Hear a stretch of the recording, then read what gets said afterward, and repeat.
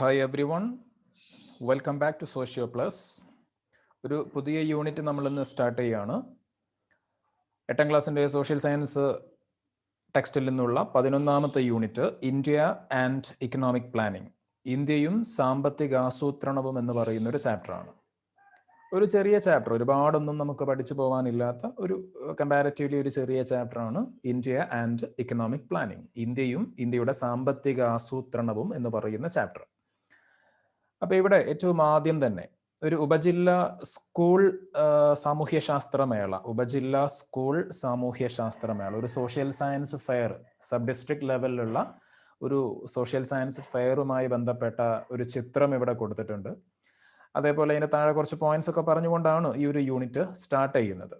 അപ്പോൾ നമുക്ക് നോക്കാം, ഇന്ത്യയുടെ ഇക്കണോമിക് പ്ലാനിങ്ങുമായി ബന്ധപ്പെട്ട് പറയുമ്പോൾ എന്തിനാണ് ഈ ഒരു സോഷ്യൽ സയൻസ് ഫെയറിൻ്റെ ഒരു ചിത്രം കൊടുത്ത് അതിൻ്റെ ഡീറ്റെയിൽസ് പറയുന്നത് നമുക്ക് നോക്കാം. ഓക്കെ, അപ്പോൾ നമുക്ക് നേരെ വിഷയത്തിലേക്ക് കിടക്കാം. What are the arrangements you would make to conduct a sub district level social science fair in your school? അപ്പോൾ കുട്ടികളോട് ഓരോ ചോദ്യം ചോദിച്ചുകൊണ്ടാണ് ഈ ഒരു യൂണിറ്റ് ആരംഭിക്കുന്നത്. എന്താ ചോദ്യം? What are the arrangements you would make to conduct a sub district level social science fair in your school. അതായത് നിങ്ങളുടെ സ്കൂളിൽ ഒരു സബ് ജില്ലാ ലെവലിലുള്ള, സബ് ജില്ലാ തലത്തിലുള്ള സാമൂഹ്യശാസ്ത്രമേള, സോഷ്യൽ സയൻസ് ഫെയർ കണ്ടക്ട് ചെയ്യാൻ തീരുമാനിച്ചിട്ടുണ്ടെങ്കിൽ, അല്ലെങ്കിൽ കണ്ടക്ട് ചെയ്യുന്നുണ്ടെങ്കിൽ അതിനുവേണ്ടി എന്തൊക്കെ അറേഞ്ച്മെന്റ്സ്, എന്തൊക്കെ സൗകര്യങ്ങൾ, എന്തൊക്കെ ക്രമീകരണങ്ങളാണ് നിങ്ങളുടെ സ്കൂളിൽ ഒരുക്കേണ്ടത്? അങ്ങനെ ഒരു ചോദ്യമാണ് ഇവിടെ ആദ്യം ചോദിക്കുന്നത്. അപ്പോൾ എന്തൊക്കെ അറേഞ്ച്മെന്റ്സ് നമ്മൾ ഒരുക്കണം? അങ്ങനെ ഒരു സബ് ജില്ലാ തലത്തിലുള്ള ഒരു മത്സരം, ഒരു സോഷ്യൽ സയൻസ് ഫെയർ സംഘടിപ്പിക്കുകയാണെങ്കിൽ എന്തൊക്കെ അറേഞ്ച്മെന്റ്സ് നമ്മൾ ചെയ്യേണ്ടതുണ്ട്? ഇവിടെ തന്നെ പറയുന്നുണ്ട്, നമ്മൾ കൂടുതൽ ആലോചിച്ച് പോകേണ്ട കാര്യമില്ല, ഇവിടെ തന്നെ പറയുന്നുണ്ട്. ഫെസിലിറ്റി ഫോർ രജിസ്ട്രേഷനുള്ള സൗകര്യങ്ങൾ ഒരുക്കണം.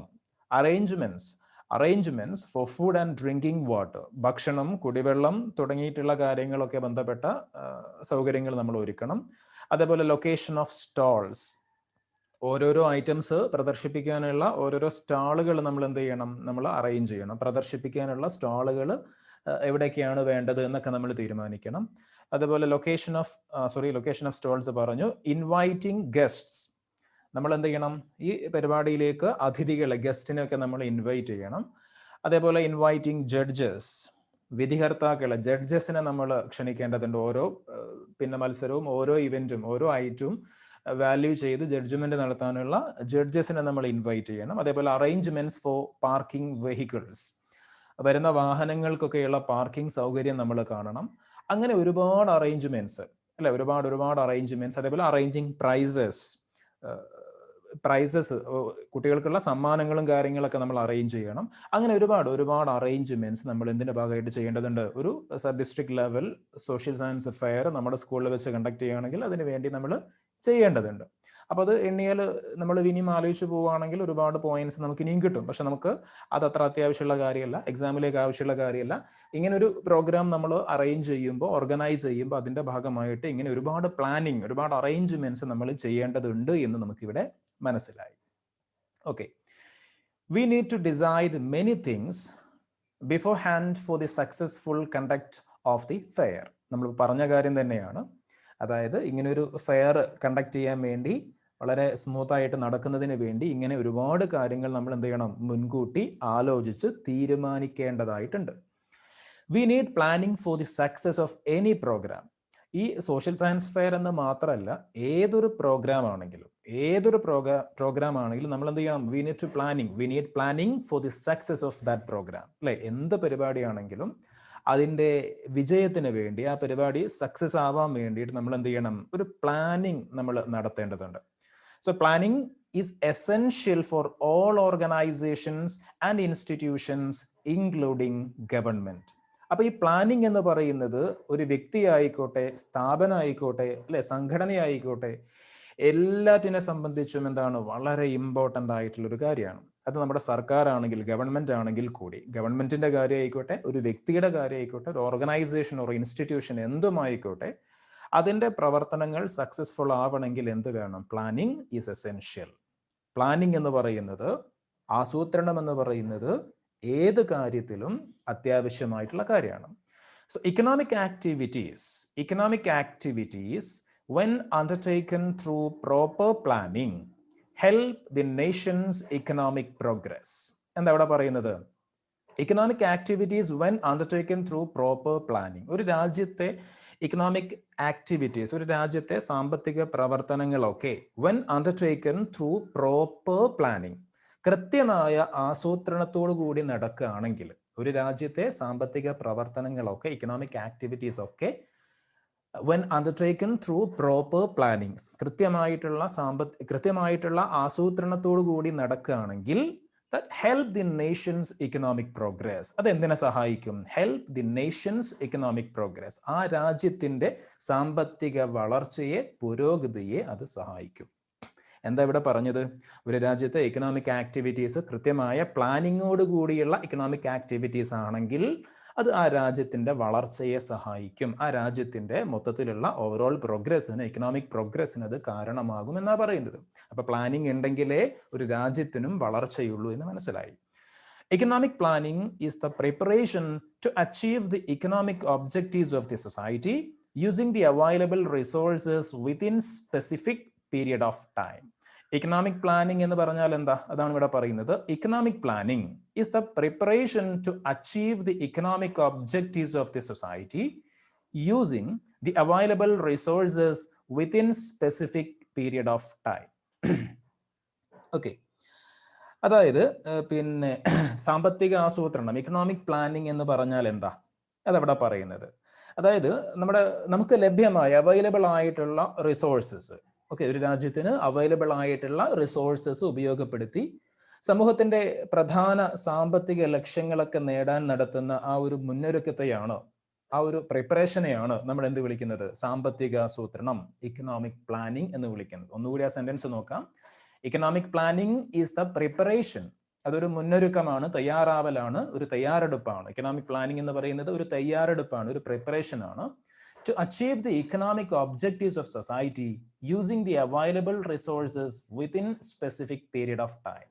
ഓക്കെ, നമുക്ക് അവൈലബിൾ ആയിട്ടുള്ള ഓരോ രാജ്യത്തിൻ്റെയും റിസോഴ്സസ് ഡിഫറെൻ്റ് ആയിരിക്കും. അപ്പോൾ ഒരു രാജ്യത്തിന് അവൈലബിൾ ആയിട്ടുള്ള, ലഭ്യമായിട്ടുള്ള റിസോഴ്സസ് ഉപയോഗപ്പെടുത്തി, വിഭവങ്ങൾ ഉപയോഗപ്പെടുത്തി ആ സൊസൈറ്റിയുടെ, ആ രാജ്യത്തിൻ്റെ പ്രധാന ഇക്കണോമിക് മോട്ടീവ്സ്, ഒബ്ജക്റ്റീവ്സ്, സാമ്പത്തിക ലക്ഷ്യങ്ങൾ അത് നേടാൻ നടത്തുന്ന, ആ സാമ്പത്തിക ലക്ഷ്യങ്ങൾ നേടാൻ നടത്തുന്ന ആ ഒരു പ്രിപ്പറേഷനെയാണ്, ആ ഒരു മുന്നൊരുക്കത്തെയാണ് നമ്മൾ എന്ത് വിളിക്കുന്നത്? സാമ്പത്തിക ആസൂത്രണം, ഇക്കണോമിക് പ്ലാനിങ് എന്ന് പറയുന്നത്. Economic planning plays a significant role in accelerating economic growth. ഏതൊരു രാജ്യത്തെ സംബന്ധിച്ചും വളരെ പ്രധാനപ്പെട്ട, ഒരു രാജ്യമെന്നല്ല, ഒരു വ്യക്തിയോ ഒരു കുടുംബമോ ഒരു സ്ഥാപനമോ എന്തോ ആയിക്കോട്ടെ, അതിനൊക്കെ ബാധകമാവുന്ന ഒരു പോയിന്റാണ് നമ്മളിപ്പോൾ പറഞ്ഞത്. Economic planning plays a significant role in accelerating economic growth. അതായത് സാമ്പത്തിക വളർച്ച, ഇക്കണോമിക് ഗ്രോത്ത്, ആ ഇക്കണോമിക് ഗ്രോത്ത് വേഗതയിലാവണമെങ്കിൽ, വളരെ സ്പീഡിലാവണമെങ്കിൽ, ഇക്കണോമിക് ഗ്രോത്ത് വളരെ പെട്ടെന്ന് ഇക്കണോമിക് ഗ്രോത്ത് ഉണ്ടാവണമെങ്കിൽ എന്ത് വേണം? കൃത്യമായ ഇക്കണോമിക് പ്ലാനിങ് വേണം, സാമ്പത്തിക ആസൂത്രണം വേണം. ഓക്കെ, അപ്പോൾ ഇക്കണോമിക് പ്ലാനിങ് ഉണ്ടെങ്കിൽ, കൃത്യമായ ഇക്കണോമിക് പ്ലാനിങ് ഉണ്ടെങ്കിൽ അതെന്തിന് കാരണമാവും? ഇക്കണോമിക് ഗ്രോത്തിന് കാരണമാവും. അല്ലെങ്കിൽ ഇക്കണോമിക് ഗ്രോത്തിന്റെ ആക്സിലറേഷൻ, അതിന്റെ വേഗത കൂടാൻ, അതിന്റെ സ്പീഡ് കൂടാൻ, ഒരു രാജ്യത്തിന് സാമ്പത്തിക വളർച്ച വളരെ പെട്ടെന്നാവാൻ എന്ത് സഹായിക്കും? ഇക്കണോമിക് പ്ലാനിങ് സഹായിക്കും. ഓക്കെ, അപ്പൊ ഇന്ത്യയുടെ ഇക്കണോമിക് പ്ലാനിങ്ങുമായി ബന്ധപ്പെട്ട ചില പ്രധാനപ്പെട്ട സംഭവങ്ങളാണ് നമ്മൾ ഇനി പറയാൻ പോകുന്നത്. Mile stones in economic planning. Okay, mile stones in India's economic planning. ഇന്ത്യയുടെ സാമ്പത്തിക ആസൂത്രണത്തിന്റെ നാഴികക്കല്ലുകൾ എന്നൊക്കെ പറയാം. അതെ, വളരെ പ്രധാനപ്പെട്ട ചില സംഭവങ്ങൾ. ഓക്കെ, ഇന്ത്യയുടെ ഇക്കണോമിക് പ്ലാനിങ്ങുമായി ബന്ധപ്പെട്ട വളരെ പ്രധാനപ്പെട്ട ചില കാര്യങ്ങളാണ് നമ്മൾ പറയാൻ പോകുന്നത്. Mile stones in economic planning of India. ശ്രദ്ധിക്കുക. Economic planning was initiated in India even before the country got independence. എന്താ പറയുന്നത്? നമ്മുടെ രാജ്യത്തിന് സ്വാതന്ത്ര്യം ലഭിക്കുന്നതിന് മുമ്പ് തന്നെ, ഇന്ത്യക്ക് സ്വാതന്ത്ര്യം കിട്ടുന്നതിന്റെ മുമ്പ് തന്നെ നമ്മൾ എന്ത് സ്റ്റാർട്ട് ചെയ്തിട്ടുണ്ട്? സാമ്പത്തിക ആസൂത്രണത്തിന് നമ്മൾ തുടക്കം കുറിച്ചിട്ടുണ്ട്. ഇക്കണോമിക് പ്ലാനിങ്ങിന് നമ്മൾ തുടക്കം കുറിച്ചിട്ടുണ്ട്. You have studied the drain theory of Dadabhai Naoroji in earlier classes. ചെറിയ ക്ലാസ്സുകളിൽ, പ്രത്യേകിച്ച് UP ക്ലാസ്സുകളിലൊക്കെ നിങ്ങൾ പഠിച്ചിട്ടുണ്ടാവും ദാദാഭായ് നവറോജിയുടെ ഡ്രെയിൻ തിയറി. അതിപ്പോഴും ഇമ്പോർട്ടൻ്റ് ആണ്. വൺ വേർഡ് ആയിട്ട് മലയാളത്തിൽ ചോദിക്കാം. ദാദാബായ് നവറോജിയുടെ ഡ്രെയിൻ തിയറി, ചോർച്ച സിദ്ധാന്തത്തെ പറ്റി ചെറിയ ക്ലാസ്സുകളിൽ നമ്മൾ പഠിച്ചിട്ടുണ്ട് അല്ലെ? ദാദാബായ് നവറോജിയുടെ ചോർച്ച സിദ്ധാന്തം, ഡ്രെയിൻ തിയറി. ഇതിലെന്താ അദ്ദേഹം പറയുന്നത്? ബ്രിട്ടീഷുകാർ എങ്ങനെയൊക്കെയാണ് ഇന്ത്യയിൽ നിന്ന് വെൽത്ത് ലൂട്ട് ചെയ്യുന്നത്, സമ്പത്ത് എങ്ങനെയൊക്കെയാണ് അവർ കൊള്ളയടിക്കുന്നത്, എങ്ങനെയൊക്കെയാണ് ഇന്ത്യയിൽ നിന്ന് ബ്രിട്ടനിലേക്ക് ചോർത്തിക്കൊണ്ടുപോകുന്നത് എന്ന് കൃത്യമായിട്ട് വളരെ സയന്റിഫിക് ആയിട്ട് അതിൻ്റെ എല്ലാ കണക്കുകളും വെച്ച് നമുക്ക് പറഞ്ഞു തന്ന വ്യക്തിയാണ് ദാദാബായ് നവറോജി. അത് അവതരിപ്പിച്ച ഒരു തിയറിയാണ് ഡ്രെയിൻ തിയറി, ചോർച്ച സിദ്ധാന്തം. അതിനെപ്പറ്റി ചെറിയ ക്ലാസ്സിൽ നമ്മൾ പഠിച്ചു. And the main agenda for discussion in the Karachi Conference of 1931 of Indian National Congress was how to overcome the British exploitation and stunted development. ശ്രദ്ധിക്കുക, അതായത് കറാച്ചി കോൺഫറൻസ് 1931 നടന്ന കറാച്ചി സമ്മേളനം, ഇന്ത്യൻ നാഷണൽ കോൺഗ്രസിന്റെ കറാച്ചി സമ്മേളനം. ഓക്കെ, അതിനെ വേണമെങ്കിൽ നമുക്ക് ചുരുക്കി എന്ത് വിളിക്കാം? കറാച്ചി കോൺഗ്രസ് എന്ന് വിളിക്കാം. കറാച്ചി കോൺഗ്രസ് ഓഫ് 1931, 1931 കറാച്ചി കോൺഗ്രസ് എന്ന് പറഞ്ഞാൽ കറാച്ചിയിൽ വെച്ച് നടന്ന കോൺഗ്രസിന്റെ സമ്മേളനം. ഓക്കെ, ആ സമ്മേളനത്തിലെ പ്രധാന അജണ്ട എന്തായിരുന്നു? ചർച്ചയ്ക്കുള്ള പ്രധാന അജണ്ട എന്തായിരുന്നു? It was how to overcome the British exploitation and stunted development. Okay, ബ്രിട്ടീഷുകാരുടെ ചൂഷണം, ബ്രിട്ടീഷുകാരുടെ സാമ്പത്തിക ചൂഷണത്തെ നമുക്ക് എങ്ങനെ മറികടക്കാം? അതേപോലെ തന്നെ ബ്രിട്ടീഷുകാരുടെ ഭരണത്തെ തുടർന്ന് നമുക്കുണ്ടായിട്ടുള്ള, നമ്മുടെ രാജ്യത്തിനുണ്ടായിട്ടുള്ള വികസന മുരടിപ്പ്. ഓക്കെ, ആ ഒരു സ്റ്റണ്ടഡ് ഡെവലപ്മെന്റ് എന്ന് പറയുമ്പോൾ ഡെവലപ്മെന്റ് ഇല്ലാത്ത അവസ്ഥ എന്നാണ്. ഒരു മുരടിച്ച, വളരെ മന്ദഗതിയിലുള്ള വികസനം, അതാണ് സ്റ്റണ്ടഡ് ഗ്രോത്ത്, സ്റ്റണ്ടഡ് ഡെവലപ്മെന്റ് എന്നൊക്കെ പറയുമ്പോൾ. ഓക്കെ, അപ്പൊ ഈ രണ്ട് കാര്യങ്ങളുമായി ബന്ധപ്പെട്ട അജണ്ടയായിരുന്നു പ്രധാനമായിട്ടും 1931 കറാച്ചി കോൺഗ്രസിൽ ഉണ്ടായിരുന്നത്. ശ്രദ്ധിക്കണം, ഇന്ത്യക്ക് സ്വാതന്ത്ര്യം കിട്ടുന്നതിന്റെ വർഷങ്ങൾക്ക് മുമ്പാണ് 1931 കറാച്ചിയിൽ നടന്ന കോൺഗ്രസ് സമ്മേളനം, Karachi conference of Indian National Congress in 1931. അതിന്റെ മെയിൻ അജണ്ട അല്ലെങ്കിൽ മെയിൻ അജണ്ട ഫോർ ഡിസ്കഷൻ, ചർച്ചയ്ക്കുള്ള പ്രധാന വിഷയം എന്തായിരുന്നു ആ സമ്മേളനത്തിലെ?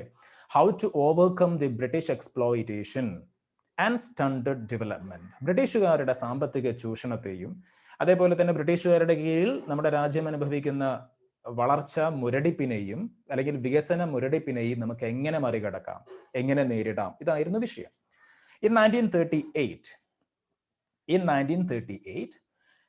National Planning Committee was formed under the leadership of Jawaharlal Nehru. വളരെ പ്രധാനപ്പെട്ട ഒരു സംഭവമാണ്, വളരെ പ്രധാനപ്പെട്ട, എക്സാമിന് ചോദിക്കുന്ന ഒരു കാര്യമാണ്. 1938 ജവഹർലാൽ നെഹ്റുവിന്റെ നേതൃത്വത്തിൽ നമ്മൾ എന്ത് ഫോം ചെയ്തു? National planning committee was formed. Okay, ഒരു പ്ലാനിംഗ് കമ്മിറ്റി, നമ്മുടെ നാഷണൽ പ്ലാനിംഗ് കമ്മിറ്റി നെഹ്റുവിന്റെ നേതൃത്വത്തിൽ നമ്മൾ എന്ത് ചെയ്തു? സ്റ്റാർട്ട് ചെയ്തു. ദേശീയ ആസൂത്രണ സമിതി എന്നൊക്കെ പറയാം. ദേശീയ ആസൂത്രണ സമിതി, national planning committee was formed under the leadership of Nehru. പിന്നെ അതൊരു പ്രധാനപ്പെട്ട ഒരു മൈൽ സ്റ്റോൺ, ഒരു നാഴികക്കല്ലാണ്. ഇന്ത്യയുടെ എക്കണോമിക് പ്ലാനിങ്ങുമായി ബന്ധപ്പെട്ട വളരെ പ്രധാനപ്പെട്ട ഒരു മൈൽ സ്റ്റോൺ ആണ് ഈ പറഞ്ഞത്. അതേപോലെ മറ്റൊന്ന്, it was followed by Bombay plan of 1944, prepared by a group of industrialists who assembled in Bombay for the economic development of India. ഇതിനുശേഷം 1944 ഇന്ത്യയിലെ ഒരു സംഘം വ്യവസായികളെ, ഗ്രൂപ്പ് ഓഫ് ഇൻഡസ്ട്രിയലിസ്റ്റ്, ഒരു സംഘം വ്യവസായികൾ ബോംബെ നഗരത്തിൽ സമ്മേളിച്ച് ഇന്ത്യയുടെ സാമ്പത്തിക വികസനത്തിന് വേണ്ടി എന്ത് ചെയ്തു? ഒരു പദ്ധതി, ഒരു പ്ലാൻ തയ്യാറാക്കി. ഈ പ്ലാനാണ് ബോംബെ പ്ലാൻ എന്നറിയപ്പെടുന്നത്. ഒന്നുകൂടി നോക്കാം. ബോംബെ പ്ലാൻ ഓഫ് 1944, അതെന്താണ്? ആര് പ്രിപ്പയർ ചെയ്തതാണ്? Prepared by a group of industrialists who assembled in Bombay for the economic development of India. ഇന്ത്യയുടെ ഇക്കണോമിക് ഡെവലപ്മെന്റിന് വേണ്ടി, ഇന്ത്യയുടെ സാമ്പത്തിക വികസനത്തിന് വേണ്ടിയിട്ട് ഒരു കൂട്ടം വ്യവസായികൾ, എ ഗ്രൂപ്പ് ഓഫ് ഇൻഡസ്ട്രിയലിസ്റ്റ്, അവർ ബോംബെയിൽ സമ്മേളിച്ച് ഇന്ത്യയുടെ വികസനത്തിന് വേണ്ടി തയ്യാറാക്കിയ ഒരു പദ്ധതിയാണ് 1944 ബോംബെ പ്ലാൻ എന്ന് അറിയപ്പെടുന്നത്. ഓക്കെ, അപ്പോൾ 1944 Bombay plan, 1938 national planning committee, വളരെ പ്രധാനപ്പെട്ട ഓരോ പോയിന്റുകളാണ്. പിന്നെ അടുത്തത് ദി പീപ്പിൾസ് പ്ലാൻ. ശ്രദ്ധിക്കണേ, ബോംബെ പ്ലാൻ പോലെ തന്നെ മറ്റൊരു പ്ലാനാണ് people's plan, prepared by the renowned social activist M.N. Roy, also helped in shaping India's planning. Okay, അതായത് വളരെ പ്രധാനപ്പെട്ട, വളരെ പ്രമുഖനായിട്ടുള്ള ഒരു സാമൂഹ്യ പ്രവർത്തകനായ എം എൻ റോയ്. ആ എം എൻ റോയിയുടെ നേതൃത്വത്തിൽ ആവിഷ്കരിച്ച ഒരു പദ്ധതിയാണ്, ഇന്ത്യയുടെ സാമ്പത്തിക വികസനത്തിന് വേണ്ടി തയ്യാറാക്കിയ ഒരു പദ്ധതിയാണ് പീപ്പിൾസ് പ്ലാൻ എന്നറിയപ്പെടുന്നത്, ജനകീയ പദ്ധതി എന്നറിയപ്പെടുന്നത്. ഇതും എന്തിനു കാരണമായിട്ടുണ്ട്? ഇന്ത്യയുടെ പ്ലാനിങ്ങുമായി ബന്ധപ്പെട്ട ആശയങ്ങൾക്ക് ഒരുപാട് ശക്തി പകർന്നിട്ടുള്ള ഒരു പ്ലാനാണ് people's plan. People's plan prepared by renowned social activist M N Roy. Okay, അപ്പൊ എം എൻ റോയുമായി ബന്ധപ്പെട്ട് ഓർത്തു വെക്കുക, people's plan M N Roy എന്ന പേര് ഓർത്തു വെക്കുക. ഓക്കെ, ജനകീയ പദ്ധതി പീപ്പിൾസ് പ്ലാൻ തയ്യാറാക്കിയത് എം എൻ റോയ് ആണ്.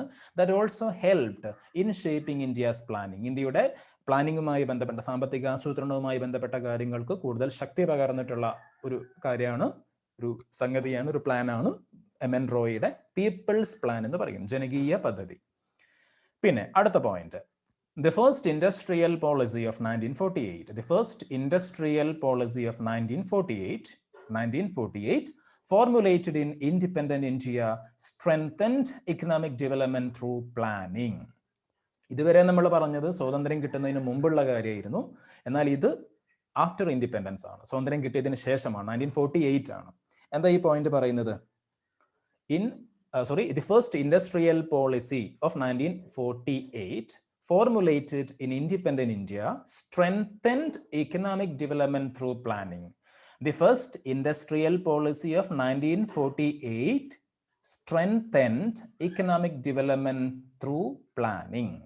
Okay, അതായത് 1948 സ്വതന്ത്ര ഭാരതത്തിൽ, സ്വാതന്ത്ര്യം കിട്ടിയ ശേഷമുള്ള നമ്മുടെ ഇന്ത്യയിൽ ആദ്യമായി വ്യാവസായിക നയം രൂപീകരിച്ചത് ആസൂത്രണത്തിലൂടെ ഇന്ത്യയുടെ വികസനം എന്ന ലക്ഷ്യത്തിന് കൂടുതൽ ശക്തി പകർന്നു. Okay, strengthened economic development through planning. Okay, പ്ലാനിങ്ങിലൂടെയുള്ള ഇക്കണോമിക് ഡെവലപ്മെന്റ്, ആസൂത്രണത്തിലൂടെയുള്ള, പ്ലാനിങ്ങിലൂടെയുള്ള ഇക്കണോമിക് ഡെവലപ്മെന്റ് എന്ന് പറയുന്ന ആ ഒരു കൺസെപ്റ്റിന് കൂടുതൽ ശക്തി പകർന്ന ഒന്നാണ് 1948 the first industrial policy. Okay, first industrial policy. അടുത്ത പോയിന്റും അതേപോലെ വളരെ ഇമ്പോർട്ടൻ്റ് ആണ്, നമ്മൾ എക്കാലവും ഓർത്തു വെക്കേണ്ട ഒരു പോയിന്റ് ആണ് അടുത്തത്. ഉയർന്ന ക്ലാസ്സുകളിലേക്ക് പോകുമ്പോഴും മത്സര പരീക്ഷകളിലൊക്കെ പങ്കെടുക്കുമ്പോഴൊക്കെ ഓർത്തു വെക്കേണ്ട ഒരു പോയിന്റ് ആണ്. The father of Indian planning M Visvesvaraya, who authored the famous Planned Economy for India in 1934, gave clear direction to economic planning. ഇന്ത്യയുടെ സാമ്പത്തിക ആസൂത്രണത്തിന്റെ പിതാവ്, father of India's economic planning. Okay, ഇന്ത്യയുടെ സാമ്പത്തിക ആസൂത്രണത്തിന്റെ പിതാവ് എന്നറിയപ്പെടുന്ന വ്യക്തിയാണ് M Visvesvaraya. Okay, the father of Indian planning M Visvesvaraya. വളരെ important ആണ്, പേരോർക്ക. ഇന്ത്യയുടെ സാമ്പത്തിക ആസൂത്രണത്തിന്റെ പിതാവ് എന്നറിയപ്പെടുന്ന വ്യക്തിയാണ് എം വിശ്വേശ്വരയ്യ. അദ്ദേഹത്തിന്റെ ഫേമസ് ബുക്കാണ് planned economy for India. Okay, planned economy for India. ഇവിടെ എന്താ പറയുന്നത്? ഈ ഒരു ഗ്രന്ഥത്തിലൂടെ, അല്ലെങ്കിൽ ഈ ഒരു ഗ്രന്ഥം in 1934 gave clear direction to economic planning. സാമ്പത്തിക ആസൂത്രണവുമായി ബന്ധപ്പെട്ട, ഇന്ത്യയുടെ ഇക്കണോമിക് പ്ലാനിങ്ങുമായി ബന്ധപ്പെട്ട വളരെ ഒരുപാട് സംഭാവന നൽകിയ, അതിലേക്ക് ഒരുപാട് കോൺട്രിബ്യൂട്ട് ചെയ്തിട്ടുള്ള പിന്നെ അദ്ദേഹത്തിന്റെ പുസ്തകമാണ് പ്ലാൻഡ് ഇക്കണോമി ഫോർ ഇന്ത്യ എന്ന 1934 പുറത്തിറങ്ങിയിട്ടുള്ള പുസ്തകം. ഓക്കെ, അപ്പോൾ അദ്ദേഹത്തിന്റെ പുസ്തകത്തിന്റെ പേരും അദ്ദേഹത്തിന്റെ ഇമ്പോർട്ടൻസും സിഗ്നിഫിക്കൻസും നമ്മൾ ഓർക്കുക. The father of Indian planning എന്നറിയപ്പെടുന്നത് എം വിശ്വേശ്വരയ്യ ആണ്. അദ്ദേഹത്തിന്റെ ഫേമസ് ബുക്കാണ് planned economy for India. Planned economy for India. അപ്പോൾ ഇന്ത്യൻ ആസൂത്രണത്തിന്റെ പിതാവ് എം വിശ്വേശ്വരയ്യ. ഓക്കെ, അദ്ദേഹത്തിന്റെ ബുക്ക് ഏതാണ്? പ്ലാൻഡ് ഇക്കണോമി ഓഫ് ഇന്ത്യ, ഇന്ത്യയുടെ ആസൂത്രിത സമ്പദ് വ്യവസ്ഥ. ഇന്ത്യയുടെ ആസൂത്രിത സമ്പദ് വ്യവസ്ഥ, planned economy for India. Okay, the Indian cabinet which met in 15th March 1950 passed a resolution to establish the Planning Commission of India. മറ്റൊരു വളരെ പ്രധാനപ്പെട്ട ഒരു പോയിന്റ് ആണ്. 1950 മാർച്ച് 15 നമ്മുടെ ക്യാബിനറ്റ്, അതായത് നമ്മുടെ കേന്ദ്രമന്ത്രിസഭ, ഓക്കെ, ഇന്ത്യൻ ക്യാബിനറ്റ് എന്ത് ചെയ്തു? ഒരു പ്രമേയത്തിലൂടെ പ്ലാനിംഗ് കമ്മീഷന് രൂപം നൽകി. Planning commission of India came into existence in 1950. 1950 planning commission of India, ഇന്ത്യയുടെ ആസൂത്രണ കമ്മീഷൻ നിലവിൽ വന്നു. പിന്നീട് ഈ പ്ലാനിംഗ് കമ്മീഷന്റെ കീഴിലായിരുന്നു ഇന്ത്യയുടെ എല്ലാ ഇക്കണോമിക് ആക്ടിവിറ്റീസും എല്ലാ ഇക്കണോമിക് പ്ലാനിങ്ങും നടന്നിട്ടുള്ളത്. ഓക്കെ, 1950 ഇന്ത്യയുടെ പ്ലാനിംഗ് കമ്മീഷൻ നിലവിൽ വന്നു. ഓക്കെ, അപ്പോൾ വളരെ പ്രധാനപ്പെട്ട കുറച്ച് സംഭവ വികാസങ്ങളാണ് നമ്മൾ ഈ ഒരു പാരഗ്രാഫിൽ പറഞ്ഞത്. നമ്മുടെ ഹെഡിങ് വളരെ സ്യൂട്ടബിൾ ആയിട്ടുള്ള ഒരു ഹെഡിങ്ങുമാണ്, milestones in economic planning of India. ഇന്ത്യയുടെ സാമ്പത്തിക ആസൂത്രണത്തിലെ പ്രധാനപ്പെട്ട നാഴികക്കല്ലുകളാണ്. ഓരോരോ കാര്യങ്ങൾ നമ്മൾ പറഞ്ഞു. ദാദാഭായ് നവറോജിയുടെ drain theory, 1931 Karachi Congress, 1938 national planning committee, അതേപോലെ 1944 Bombay plan, then people's plan of M N Roy, 1948 first industrial policy, അതേപോലെ തന്നെ father of Indian planning M Visvesvaraya, അദ്ദേഹത്തിന്റെ book planned economy for India. 1950 planning commission of India രൂപീകരിക്കപ്പെട്ടു. ഇങ്ങനെയുള്ള കുറച്ച് വളരെ പ്രധാനപ്പെട്ട പോയിന്റുകളാണ് നമ്മളിവിടെ പറഞ്ഞത്. അപ്പൊ ഈ പറഞ്ഞതിൽ നിന്ന് നമ്മൾ കംപ്ലീറ്റ് ചെയ്യേണ്ട ചെറിയൊരു ആക്ടിവിറ്റി ഇവിടെ കൊടുത്തിട്ടുണ്ട്. Complete flow chart of the evolution of planning. ഇന്ത്യയുടെ പ്ലാനിങ്ങുമായി ബന്ധപ്പെട്ട ഒരു ഫ്ലോ ചാർട്ടാണ് ഇവിടെ കൊടുത്തിട്ടുള്ളത്. അത് നമ്മളോട് ഫില്ല് ചെയ്യാൻ വേണ്ടി, കംപ്ലീറ്റ് ചെയ്യാൻ വേണ്ടി പറയുകയാണ്. വളരെ എളുപ്പമാണ്, 2 കാര്യങ്ങൾ എഴുതാനുള്ളൂ. നമുക്ക് നോക്കാം. 1938 നാഷണൽ പ്ലാനിംഗ് കമ്മിറ്റിയാണ്. 1938 national planning committee was formed. നമ്മൾ പറഞ്ഞു അല്ലെ, 1938 national planning committee was formed under the leadership of Jawaharlal Nehru. Okay, 1944 എന്താണ്? ഇവിടെ നമുക്ക് കാണാം, 1944 ബോംബെ പ്ലാൻ ആണ്. അപ്പോൾ 1944 ഇവിടെ നമ്മൾ ബോംബെ പ്ലാൻ എന്ന് എഴുതാം. 1948 ഇവിടെ നമ്മൾ പീപ്പിൾസ് പ്ലാൻ എഴുതി പോകരുത്. ബോംബെ പ്ലാൻ കഴിഞ്ഞിട്ട് പീപ്പിൾസ് പ്ലാൻ ഉണ്ട്, പക്ഷെ 1948 പീപ്പിൾസ് പ്ലാൻ അല്ല. 1948 ദി ഫസ്റ്റ് ഇൻഡസ്ട്രിയൽ പോളിസിയാണ്. ഇവിടെ കാണാം, the first industrial policy. Okay, 1948 first industrial പോളിസിയാണ്. 1950 നമ്മൾ പറഞ്ഞു planning commission of India. Okay, ഇന്ത്യയുടെ ആസൂത്രണ കമ്മീഷൻ നിലവിൽ വന്ന വർഷമാണ് 1950. ഓക്കെ, അപ്പൊ ഏതായാലും ഇത്രയും കാര്യങ്ങൾ വളരെ പ്രധാനപ്പെട്ട പോയിന്റ്സ് തന്നെയാണ്. അതിൽ ഈ രൂപത്തിൽ ഓരോ വർഷവും അതിലെ ആ വർഷവുമായി റിലേറ്റഡ് ആയിട്ടുള്ള സംഭവമാണ് നമ്മൾ പ്രധാനമായിട്ടും ഈ ഒരു ഭാഗത്ത് ഓർത്ത് വെക്കാനുള്ളത്. Okay,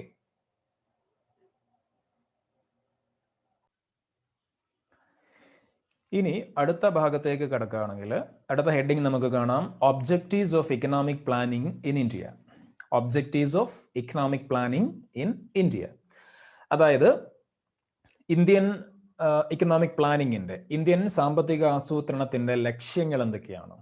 okay, objectives of economic planning in India, Indian സാമ്പത്തിക ആസൂത്രണത്തിന്റെ ലക്ഷ്യങ്ങൾ, ഒബ്ജക്റ്റീവ്സ് എന്തൊക്കെയാണ്? അതാണ് നമ്മൾ ഇനി പറയാൻ പോകുന്നത്. പക്ഷെ അത് അടുത്ത ക്ലാസ്സിലേ നമ്മൾ പറയുന്നുള്ളൂ. ജസ്റ്റ് അതിനെപ്പറ്റി അതിൻ്റെ ഒരു സ്റ്റാർട്ടിങ് മാത്രം നോക്കി അതിൻ്റെ എക്സ്പ്ലനേഷൻ നമ്മൾ അടുത്ത ക്ലാസ്സിലേക്കാണ് കൊടുക്കുക. അപ്പോൾ ഈ പേജിൽ കാണുന്ന ഈ ഒരു കാര്യം മാത്രം നമുക്ക് വളരെ പെട്ടെന്ന് നോക്കാം. The objectives of economic planning are decided on the basis of the needs of society. അതായത് ഒരു സമൂഹത്തിന്റെ പൊതുവായിട്ടുള്ള ആവശ്യങ്ങൾ എന്തൊക്കെയാണോ അതിൻ്റെ അടിസ്ഥാനത്തിൽ, ഒരു സൊസൈറ്റിയുടെ നീഡ്സ് എന്തൊക്കെയാണോ അതിൻ്റെ അടിസ്ഥാനത്തിലാണ് സാമ്പത്തിക ആസൂത്രണത്തിന്റെ ലക്ഷ്യങ്ങൾ നിശ്ചയിക്കുന്നത്. The objectives of economic planning are decided on the basis of needs of the society. ഒരു സൊസൈറ്റിയുടെ, ഒരു സമൂഹത്തിന്റെ പൊതുവായിട്ടുള്ള ആവശ്യങ്ങൾ, നീഡ്സ്, റിക്വയർമെന്റ്സ് എന്തൊക്കെയാണോ അതിന്റെ അടിസ്ഥാനത്തിലാണ് അവിടുത്തെ ആ സൊസൈറ്റിയുടെ സാമ്പത്തിക ആസൂത്രണത്തിന്റെ, ഇക്കണോമിക് പ്ലാനിങ്ങിന്റെ ലക്ഷ്യങ്ങൾ, ഒബ്ജക്റ്റീവ്സ് നിശ്ചയിക്കുന്നത്. അപ്പൊ താഴെ ഒരു ചിത്രം കൊടുത്തിട്ടുണ്ട്. നമുക്ക് നോക്കുകയാണെങ്കിൽ പ്ലാനിങ്ങുമായി ബന്ധപ്പെട്ട് equity, growth, self Reliance, modernisation, 4 points കാണാം. പ്രധാനമായിട്ടും ഇങ്ങനെയുള്ള 4 കാര്യങ്ങളാണ് ഒരു പ്ലാനിങ്ങിന്റെ ഒബ്ജക്റ്റീവ്സ് ആയിട്ട്, ലക്ഷ്യങ്ങളായിട്ട് നമ്മൾ പറയാം. ഓക്കെ, അത് ഏതൊരു സൊസൈറ്റി ആണെങ്കിലും അങ്ങനെ തന്നെയാണ്. പ്ലാനിങ്ങിന്റെ ബേസിക്, ഇക്കണോമിക് പ്ലാനിങ്ങിന്റെ ബേസിക് ഒബ്ജക്റ്റീവ്സ് ആണ് ഈ പറയുന്ന ഇക്വിറ്റി എന്ന് പറയുമ്പോൾ അതെന്താണെന്നുള്ളത് നമുക്ക് നോക്കാം. അതേപോലെ growth, self Reliance, modernisation. Equity നമ്മൾ മലയാളത്തിൽ പറയുമ്പോൾ തുല്യത എന്ന് പറയാം. നമ്മൾ ഇക്വാളിറ്റി എന്ന് പറയാറുണ്ട്, സമത്വത്തിന് ഇക്വാളിറ്റി, തുല്യത അല്ലെ, ഇക്വാളിറ്റി പറയാറുണ്ട്. അപ്പൊ അതേപോലെ ഇക്വാളിറ്റി എന്ന വാക്കിന് കുറച്ചും കൂടി ഡിഫറെന്റ് ആണ് ഇക്വിറ്റി എന്ന് പറയുന്നത്. ഇക്വാളിറ്റിയേക്കാൾ നമ്മൾ കൂടുതൽ ഇമ്പോർട്ടൻസ് കൊടുക്കേണ്ട ഒരു വാക്കുകൂടിയാണ് ഇക്വിറ്റി. കൂടുതൽ സുന്ദരമായിട്ടുള്ള ഒരു വാക്കാണ് ഇക്വിറ്റി. അതിന്റെ കറക്റ്റ് മീനിങ് എന്താണെന്നുള്ളതൊക്കെ നമുക്ക് നോക്കാം. ഓക്കെ, ഏതായാലും ഗ്രോത്ത് നമുക്കറിയാം വളർച്ചയാണ്. അതേപോലെ സെൽഫ് റിലയൻസ് എന്ന് പറയുമ്പോൾ നമുക്കറിയാം എന്താ, സ്വാശ്രയത്വമാണ്. Self Reliance, സ്വാശ്രയത്വം. അതുപോലെ മോഡേണൈസേഷൻ, ആധുനികവൽക്കരണം. ഓക്കെ, അപ്പോൾ തൽക്കാലം നമ്മൾ ഈ ഒരു കാര്യങ്ങൾ മാത്രം ഒബ്ജക്റ്റീവ്സ്, ഈ 4 ഒബ്ജക്റ്റീവ്സ് എന്തൊക്കെയാണെന്ന് മാത്രം പറഞ്ഞ് നിർത്തുകയാണ്. അതിൻ്റെ എക്സ്പ്ലനേഷൻ അടുത്ത ക്ലാസ്സിലേക്ക് നമുക്ക് നോക്കാം. ഓക്കെ, ഓരോന്നിൻ്റെയും ഇവിടെ കാണാം. ഗ്രോത്ത്, മോഡേണൈസേഷൻ, അതേപോലെ തന്നെ സെൽഫ് റിലയൻസ്, അതുപോലെ ഇക്വിറ്റി, എല്ലാത്തിൻ്റെയും ഒരു എക്സ്പ്ലനേഷൻ നമുക്ക് കാണാൻ പറ്റും. അത് നമ്മൾ അടുത്ത ക്ലാസ്സിൽ പറയും.